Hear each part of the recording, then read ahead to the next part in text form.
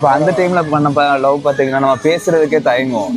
Phone இல்ல, எல்லாம் அந்த கடிதாசி அந்த டைம் அந்த மாதிரி தான் போயிட்டு இருந்துச்சு. இந்த டைம்ல இப்போ ஃபுல் டைமா அவங்க லவர் கூட பேசிட்டு இருந்தாலும் ஒரு சாட்டிஸ்ஃபேக்ஷன் இல்லாம பண்ணிட்டு இருக்காங்க. இப்போ நீங்க பண்ண லவ்வுக்கும் இந்த டைம்ல இருக்க லவ் எப்படின்னா இருக்கு? இன்னைக்கெல்லாம் ஜஸ்ட் பாஸ் இப்போ காபி ஷாப் கிளம்புற மாதிரி ஆகிப்போச்சு இன்னைக்கு லவ். அன்னைக்கு லவ் லவ்வாக இருந்தது. லவ்வுக்காக உயிரே கொடுக்க நம்ம பார்த்த படமெல்லாம் இப்போ என்ன மாதிரி படங்கள்லாம் அப்போ எடுத்தாங்க.